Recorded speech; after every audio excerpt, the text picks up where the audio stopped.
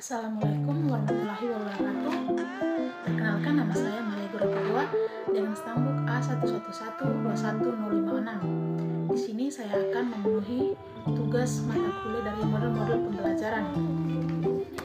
Di sini saya akan menjelaskan sedikit tentang yang pertama, yaitu pengertian dari model pembelajaran.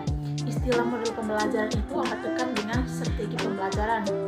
Menurut Sofwan Amrin 2013 dalam bukunya mendefinisikan strategi, metode, pendekatan, dan teknik pembelajaran antara lain sebagai berikut. Yang pertama itu strategi pembelajaran, yang kedua pendekatan pembelajaran, yang ketiga metode pembelajaran, dan yang keempat teknik mengajar.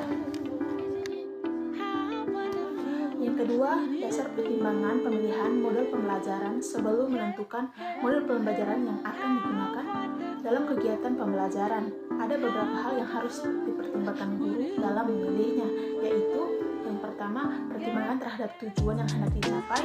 Yang kedua, pertimbangan yang berhubungan dengan bahan atau materi pembelajaran. Yang ketiga, pertimbangan dari sudut peserta didik atau siswa. Dan yang keempat, pertimbangan lainnya yang bersifat non-teknis. Yang berikutnya adalah pola-pola pembelajaran. Belajar adalah proses perubahan tingkah laku individu yang sebagai hasil dari pengalamannya dalam berinteraksi dengan lingkungan. Belajar bukan hanya sekedar menghafal, melainkan sesuatu proses mental yang terjadi dalam diri seseorang. Yang pertama yaitu pola pembelajaran tradisional 1, yang kedua pola pembelajaran tradisional 2, dan yang ketiga pola pembelajaran guru dan media, dan yang keempat pola pembelajaran bermedia. Yang berikutnya tentang ciri-ciri dari model pembelajaran. Model pembelajaran memiliki ciri-ciri sebagai berikut. Yang pertama, mempunyai misi atau tujuan pendidikan tertentu. Yang kedua, dapat dijadikan pedoman untuk perbaikan kegiatan belajar mengajar di kelas. Yang ketiga, memiliki bagian-bagian yang dinamakan. Dan yang keempat, memiliki dampak sebagai akibat terapan model pembelajaran. Yang kelima, membuat persiapan mengajar atau desain internasional dengan pedoman model pembelajaran yang dipilihnya. Yang berikutnya, hakikat model pembelajaran. Dalam Peraturan Menteri Perundang-undangan Pendidikan Nasional Nomor 41 Tahun 2007 dalam mengenai standar proses untuk satuan pendidikan dasar dan menengah diuraikan bahwa pembelajaran adalah proses interaksi peserta didik dengan guru dan sumber belajar suatu lingkungan belajar.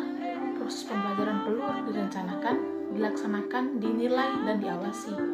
Pelaksanaan pembelajaran merupakan implementasi dari RPP. Pelaksanaan pembelajaran meliputi kegiatan pendahuluan, kegiatan inti, dan kegiatan penutup. Yang berikutnya, macam-macam model pembelajaran. Yang pertama, model pembelajaran secara langsung. Yang kedua, model pembelajaran berbasis masalah. Yang ketiga, model pembelajaran pendidikan matematika realistik Indonesia. Yang keempat, model pembelajaran kontekstual. Yang kelima, model pembelajaran indeks card match atau mencari pasangan. Dan yang keenam, model pembelajaran kooperatif. Pembelajaran sastra. Beberapa model yang dikembangkan oleh model pembelajaran sastra yang diadopsi dari model sastra, model induktif, model analisis, model sinetik, model bermain peran, dan model sosiodrama, dan model simulasi. Berikut ini dipaparkan beberapa contoh model pembelajaran bersastra secara ilustratif. Inovasi model pembelajaran bahasa dan sastra Indonesia. Dalam berbagai referensi pembelajaran bahasa dan sastra terdapat beraneka ragam metode atau strategi pembelajaran bahasa atau sastra. Strategi tersebut umumnya diturunkan dari pendekatan pembelajaran bahasa dan sastra yang dikembangkan oleh para ahli. Berikut ini disajikan beberapa metode atau strategi pembelajaran bahasa dalam sastra. Yang pertama, modul strata. Modul ini diciptakan oleh Leslie Strata. Terdapat 3 tahapan di dalam pembelajaran bersastra dengan modul strata ini, yaitu yang pertama, tahap pembelajaran, yang kedua, tahap interpretasi, dan yang ketiga, tahap rekreasi atau penciptaan kembali. Yang kedua, model induktif. Model ini diciptakan oleh Hilda Tabah. Model Taba sangat dekat gaya penularan induktif.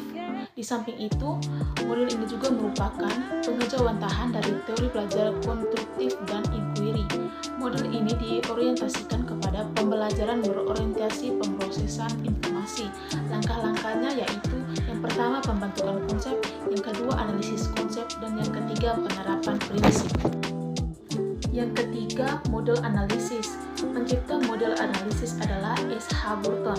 Model ini menekankan pada proses analisis terhadap sesuatu dan kemudian menentukan unsur-unsur yang dianalisisnya. Strategi yang digunakan di kelas melalui model yang ditempuh ini melalui 3 tahapan, yakni membaca untuk mendapatkan kesan pertama, menganalisis untuk mendapatkan kesan objektif, dan yang terakhir menanggapi untuk mendapatkan sintesis atas kedua kesan yang di awal. Yang keempat yaitu model sinektik. Pencipta model sinektik adalah William J. Gordon. Orientasi utama dari model ini adalah pembentukan kreatif pada siswa. Gordon menggunakan 3 jenis proses kreatif yaitu analogi langsung, analogi personal, dan analogi gempaan. Yang kelima adalah model bermain peran. Pencipta model bermain peran adalah Turance. Model ini amat mirip dengan pemangkasan drama secara sederhana. Peran dalam bermain peran diambil dari kehidupan nyata, bukan dari kehidupan imajinasi. Yang pertama, memotivasi kelompok. Yang kedua, pemilihan pemain. Yang ketiga, penyiapan pengamat.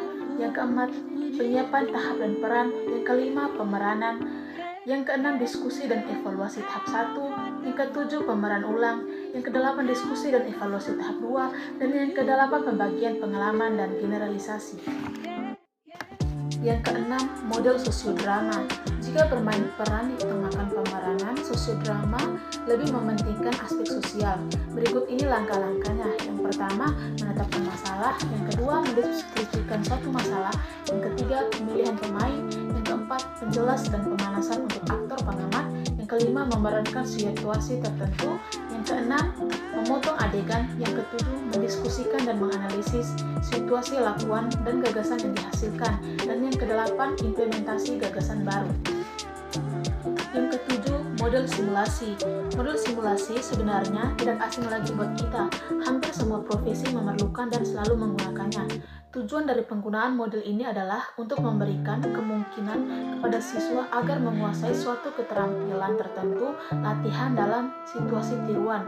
Langkah-langkah penerapan di dalam model pembelajaran ini yang sebagai berikut. Yang pertama, pemilihan situasi masalah atau permainan yang cocok sebagai tujuan tercapainya pengorganisasian kegiatan, persiapan dalam pelaksanaan tugas, pemberian stimulasi secara jelas, diskusi kegiatan simulasi dengan berlaku, pemilihan peran, persiapan pemeranan, mengawasi kegiatan, penyampaian saran, dan penilaian. Demikianlah itu adalah sedikit pemaparan materi dari model pembelajaran berdasarkan bahasa dan sastra Indonesia. Sekian dari saya. Wassalamualaikum warahmatullahi wabarakatuh.